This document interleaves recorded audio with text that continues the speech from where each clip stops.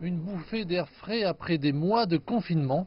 De retour dans le monde réel, ces 6 chercheurs ont été accueillis par des fleurs et des applaudissements. Cela fait tellement longtemps que je n'ai pas vu autant de gens dans la vie réelle et non à travers un écran.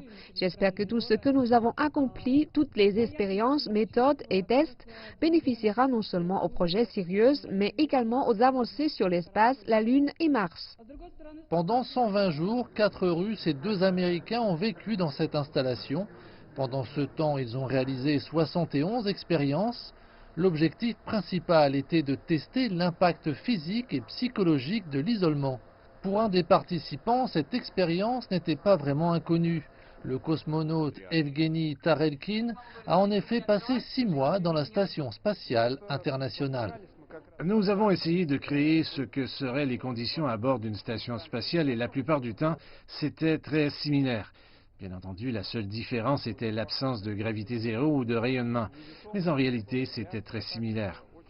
Cet environnement est conçu pour reproduire les conditions d'une station spatiale pour mettre les participants face aux défis qu'ils rencontraient dans l'espace.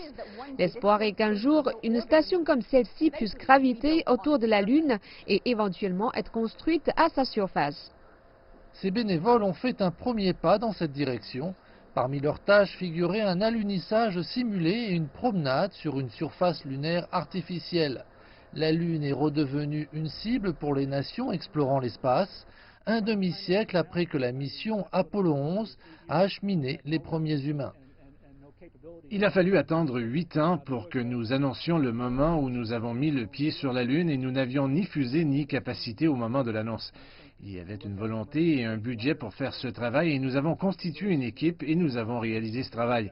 Si on examine les navettes spatiales commerciales de nos jours, SpaceX fait quelque chose de très similaire en modifiant la façon dont nous voyons comment les gens peuvent entrer dans l'espace et les satellites dans l'espace. Parce qu'il y a une volonté et de l'argent pour soutenir ce souhait et que la technologie et les technologues sont disponibles pour le faire. En attendant, cette équipe revient sur Terre. La plupart d'entre eux affirment qu'ils le referaient, mais pas avant de vivre un peu d'interaction humaine.